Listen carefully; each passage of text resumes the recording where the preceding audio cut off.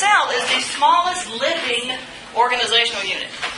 And the cell has what's called a plasma or cell membrane. Sometimes it's called a cytoplasmic membrane. I will probably say cell membrane, just because that's the one that rolls off my tongue easier. Humans do not have cell walls. Plants do. Bacteria do. Fungi do. Not us. Now, plasma membrane does a lot for the cell. The first thing it does is it actually says, this is the cell, this is not the cell.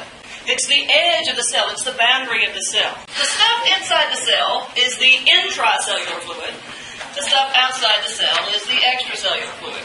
So basically it separates the intracellular and extracellular fluids. The first thing is it's this boundary. The second thing is it controls what goes in and out. It controls the exchange of materials with the environment. We say that the cell membrane is selectively permeable. And what that means is it's able to control what goes in and out. If it were freely permeable, anything could go in and anything could go out. But it's selective. It exerts control over what goes in and out. So, barrier controls what goes in and out. Third function is that the cell membrane can detect what's outside the cell. It is sensitive to the environment. It can detect the presence of carbohydrates or amino acids or hormones or chemicals called neurotransmitters. Any chemical change that occurs in the extracellular environment or in the extracellular fluid, the cell is able to detect that change. It is sensitive to what's going on outside. The fourth function is the fact that there are things inside the cell that are attached to the cell membrane. There are things that are outside of the cell attached to the cell membrane. There's all kind of proteins and things that make up what's called the cytoskeleton. The cell membrane's attached to those. There's all kind of cool proteins and carbohydrates and stuff on the outside of the cell. We call that the glycocalyx. Basically means sugary coating. Glyco refers to sugars. The mucus that's in your nose, that's essentially mostly carbohydrate. And so it's coating the surface, the outer surface of the cell. That's the glycocalyx. And so here in this diagram, this would actually be the cell membrane. Here's the cytoskeletal proteins under here. Here's some carbohydrates and proteins that make up the glycocalyx. If we just look at the plasma membrane itself, what do we need to build a plasma membrane? The first thing that you need, well, you need some lipids, you need some proteins, and you need some carbohydrates. The biggest component of the plasma membrane is that phospholipid bilayer. So all these little red things with the little tails, the head is hydrophilic. And so when you take phospholipids and you throw them together, the little tails tend to squeeze toward each other. The heads point out to where the water is. So you have the heads pointed toward the extracellular fluid, and you have the heads pointed toward the intracellular fluid. The heads, the phosphate groups, are hydrophilic. They like the water. The tails push together and squeeze the water either on the outside of the cell or on the inside of the cell. So we have 2 layers of phospholipids, so we call it a phospholipid bilayer. Now, inserted ever so often between the phospholipids is some candy corn. No, it's cholesterol. Cholesterol gives the membrane a little bit of firmness. If it were just phospholipids, it'd be sliding all around all over the place. So it gives it a little bit of firmness. So, lipids, we got to have phospholipids, and we got to have cholesterol. So that's the first thing we need to make a cell membrane. The next thing you have are proteins. Now, if the protein is embedded into the phospholipid bilayer, it's not on one side or the other, it's actually embedded into it, we call those integral or integral proteins, however you want to say it. Integral or integral proteins. If the proteins are on the surface, either the inner surface of the membrane or the outer surface of the membrane. And this diagram doesn't show any, but you can have some on the outer surface. In fact, we've talked about lactase. That's a protein, right? It's an enzyme. Protein. So that sits on the surface, the outer surface of your digestive cells in your small intestine. So that would be a peripheral protein. So the proteins can be integral or integral, or they can be peripheral. And again, this doesn't show it, but you could have peripheral proteins on the outer surface as well as on the inner surface. So you got to have lipids, phospholipids, a little cholesterol thrown in for fun. You got to have proteins, integral or peripheral proteins, and you got to have some carbohydrate. If there are carbohydrates attached to the membrane lipids, then we call that whole structure a glycolipid. Remember when we talked about the 5 classes of lipids? Okay, glycolipid was one of those, right? Okay. So instead of a phosphate group on that, you'd have the carbohydrate group instead. So you can have glycolipids. If the carbohydrates are attached to the proteins, they're called glycoproteins. So the blue part is the protein part. Proteins are made out of amino acids. And so not all of them, but some of them have carbohydrates added, and the whole thing is called a glycoprotein. If the protein completely crosses, basically there's a part of it sticking out in the extracellular fluid and part of it sticking out in the intracellular fluid, that is called a transmembrane protein. So some of the integral proteins, some of those are transmembrane proteins. Now, why in the world? I mean, good grief, look at this thing here. We got all kind of membrane proteins here. It's the membrane proteins that allow the cell to do most of the cell's function. Or I should say, that allows the cell membrane to do most of its function. What types of proteins are present determine what the cell lets in or out. It allows the cell membrane to detect what's in the extracellular fluid. So, other than just the barrier function of the cell is basically those phospholipids, the lipid part of the cell. Cell membrane, I should say, cell membrane. The lipid part of the cell membrane kind of provides the barrier function. But all the other functions that the cell membrane performs is based on what kind of proteins are present. Now, there is a boo-boo in the book. Page 81, it says anchoring proteins. In the box where it says recognition proteins, the second sentence starts with enzymes. That should be its own category. So let's talk about each one of these functional classes of proteins. Now, anchoring proteins. That would fall under the category of structural support. These proteins can anchor the peripheral proteins to either the outer surface or the inner surface. In other words, they can attach the cytoskeleton to the membrane. They can attach the glycocalyx to the membrane. But one of the big things that these cells do is they attach cells to each other. Anybody in here not had a sunburn? You don't peel one cell at a time, right? You peel in little thin sheets of cells. And that's actually not one layer of cells. The cells are connected to each other, and then they're connected to the layers of cells underneath. Those cells are dead, right? But they're riveted together by these anchoring or attachment proteins. Anchoring, attachment, adhesion, that all means the same thing, to hook together. So you can see here's, this is almost like a band of protein around this cell connected to the band around the next cell. Here's some rivets here. Here's where the bottom of the cell is connected to the connective tissue underneath. So anchoring proteins, that gives the cell some structure. Recognition proteins. Basically, your immune system, which we won't get to talk about until ANP2. But you know when they do organ transplants and they have to tissue type? This is what they're looking for. They're looking for these recognition proteins. These proteins that they try to match up the donor recognition proteins and the recipient recognition proteins. And that way the recipient's immune system says, oh, those are supposed to be here. And it won't reject the organ. Sometimes they're called tissue antigens, or sometimes they're really called HLA or MHC. This is free. Okay. But all those, if you see those terms, HLA or MHC, those refer to these recognition proteins. Anything that has different kinds of recognition proteins is non-self. Your immune system sees it as foreign, and so it attacks it. When you get an infection with bacteria or viruses, those organisms don't have these proteins. And so your immune system knows, ooh, those aren't supposed to be here. All right, so we got attachment proteins, we got recognition proteins. We have enzymes. These can be embedded in the membrane, or they may be sitting on the surface, so they can be peripheral or integral. We talked about lactase a few minutes. You have lactase, isomaltase, maltase, sucrase. These are all digestive enzymes. These are all disaccharidases. What's a disaccharide? Two monosaccharides. Two monosaccharides. Okay. So these all break down the different disaccharides so the monosaccharides can be absorbed. Okay. And they're just sitting right there on what's called the brush border, the surface of the cells lining your small intestine.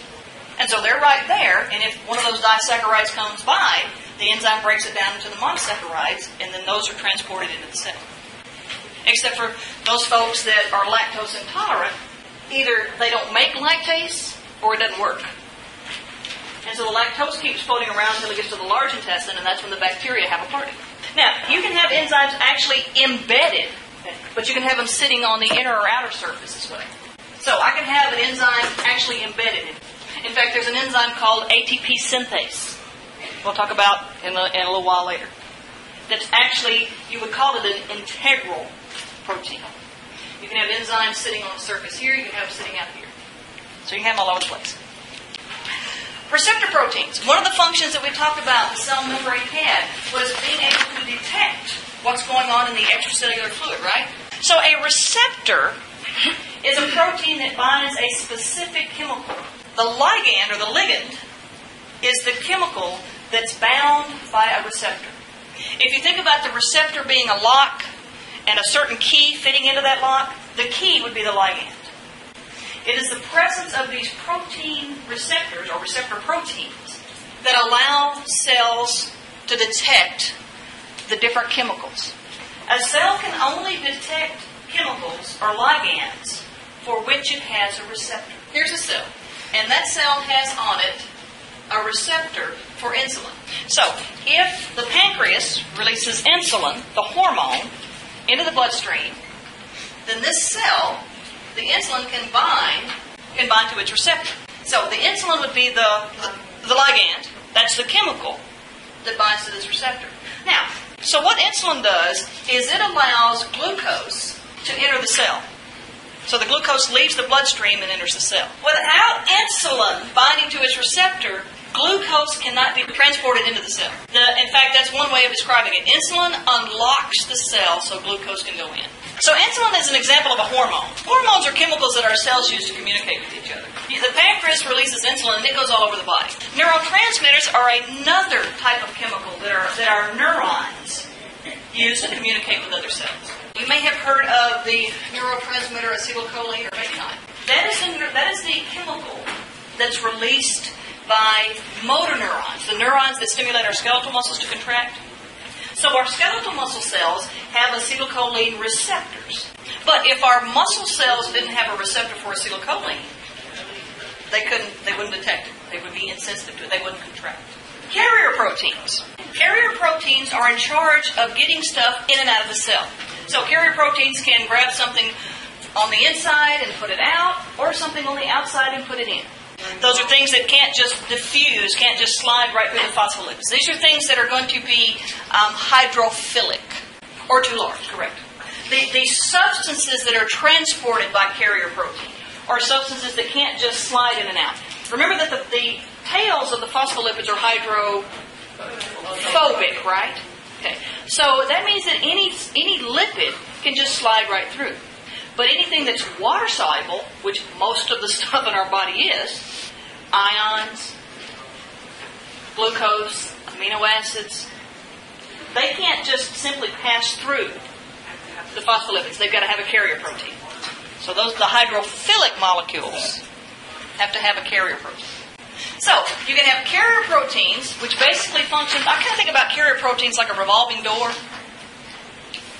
Another type of transport protein is a channel protein. And channels are like tunnels. Channel proteins work very well for really small hydrophilic things. So there's lots and lots of different kinds of ion channels. Sodium ion channels, potassium ion channels, calcium ion channels.